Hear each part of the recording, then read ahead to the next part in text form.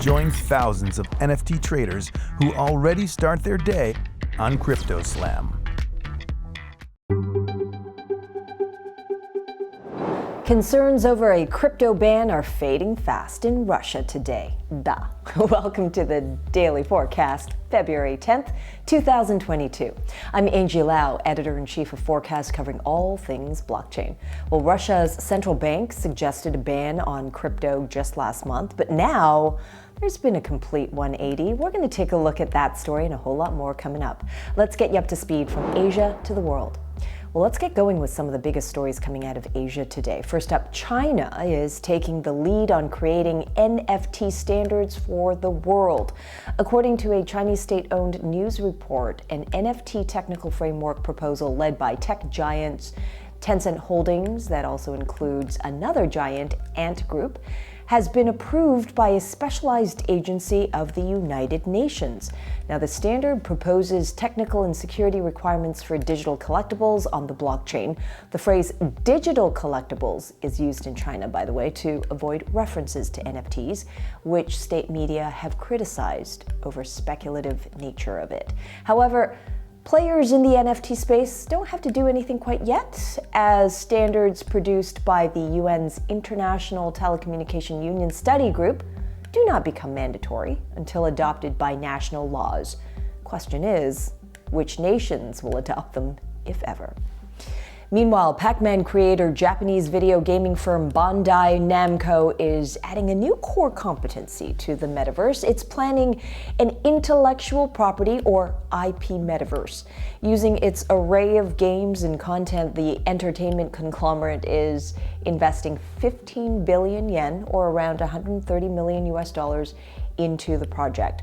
Namco says its metaverse aims to better connect fans with the company and its creations, which include the globally popular IPs Dark Souls, Dragon Ball, and yes, Pac-Man. The move follows fellow Japanese gaming giants Sega, Square Enix, and Konami, all recently expressing interest in or embarking on blockchain-led projects. Seems Asia cannot get enough of the metaverse right now. You can find those stories and more at forecast.news. Meanwhile, Russia has had a change of heart on crypto, shelving concerns over a blanket ban on crypto.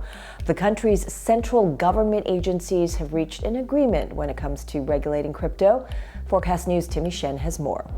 The agreement reached by the Russian central government agencies mandates licenses for exchanges and taxes on large transactions. The document, which was signed off by the central bank and the finance ministry, states that crypto trading will be strictly regulated with a focus on investor protection.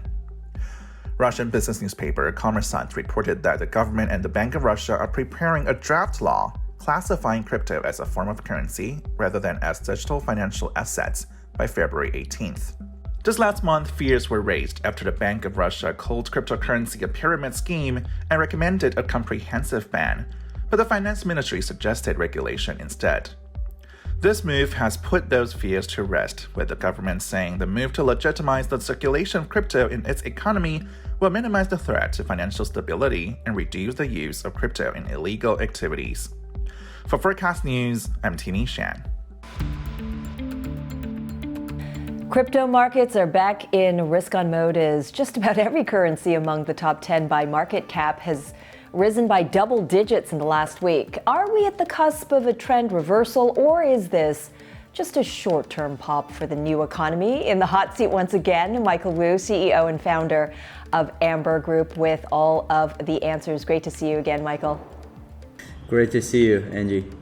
Okay, so Michael, is the sell-off of the last couple of months in digital currencies behind us? Do you think we have a base in place for major coins like Bitcoin, ETH, or Solana?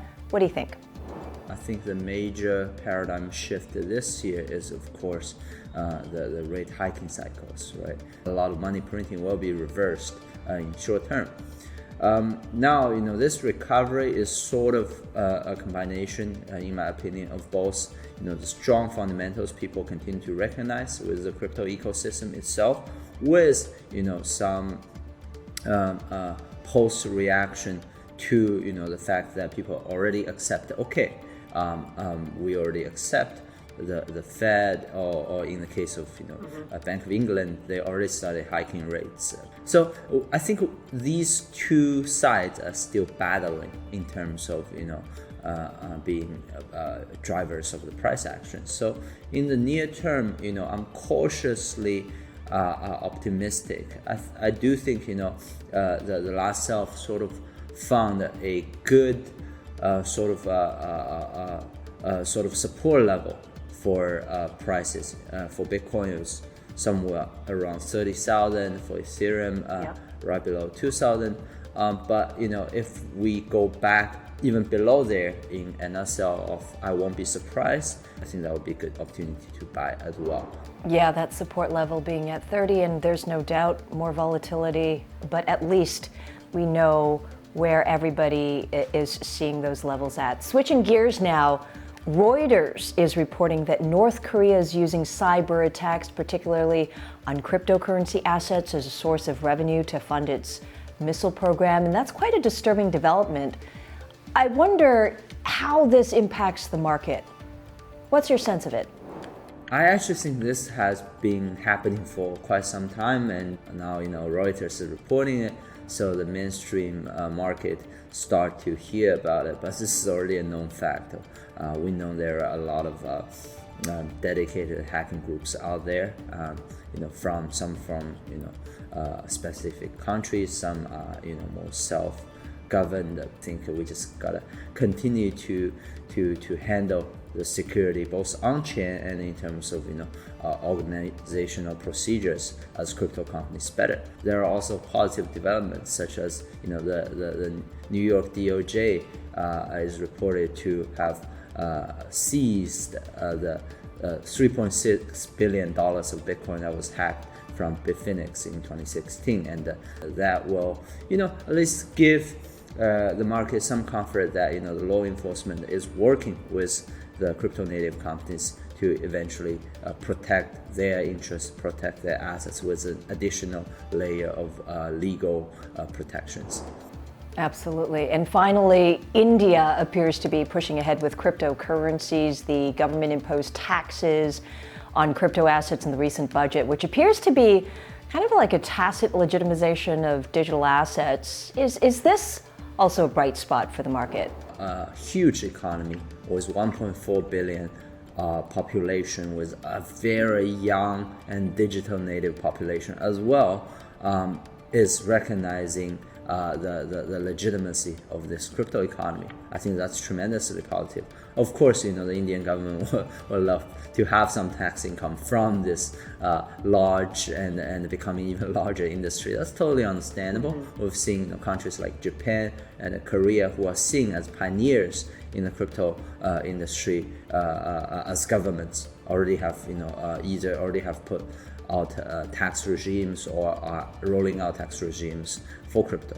So I think this is very respected decision. This is totally expected. If they are going to legitimize the industry, they're gonna tax it, right? So I think that's tremendously positive news for the industry and for us. Second most populated country in the world, joining the new economy. Thanks so much, Michael. Always good to have you. Debriefing.